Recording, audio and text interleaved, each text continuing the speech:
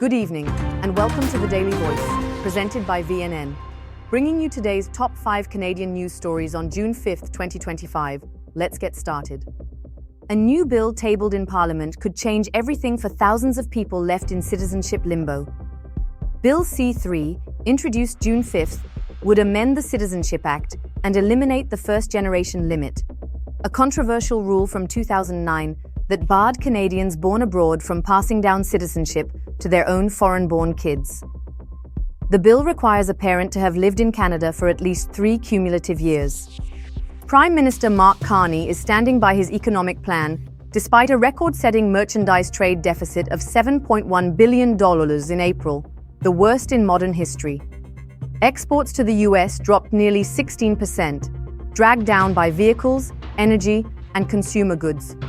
Carney, speaking to Global News, called it proof that Canada needs to diversify trade and become more economically self-reliant. He insists the country is on the right path, despite economists warning that nearly $15 billion in US export value has vanished this year. The Canadian Union of Postal Workers has taken its contract battle to the next level, filing an official complaint against Canada Post for unfair labor practices.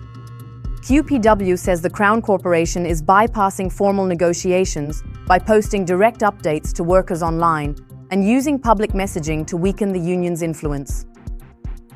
Canada Post denies the charges and says it's just keeping staff informed. In a parallel effort to modernize Canadian immigration, Bill C-3 would also officially repeal the first-generation limit on citizenship. This outdated law, introduced by the Harper government, currently blocks second-generation Canadians born abroad from inheriting citizenship unless strict residency requirements are met. The new law introduces a more inclusive approach. 3 years of cumulative residency by the parent would be enough. Elon Musk is once again shaking up political Twitter, this time by endorsing a radical plan to hold US lawmakers accountable for economic failure.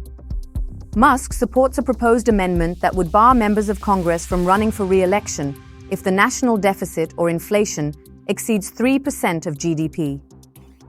He called it debt slavery and reposted supporters who say it's time for real consequences. Critics call it unworkable, but Musk's millions of followers have turned the idea into a national conversation. Whether or not the bill survives, it's clear.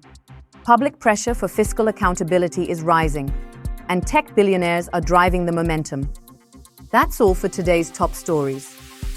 Thank you for joining us on The Daily Voice, presented by VNN. Stay informed, stay engaged, and we'll see you next time.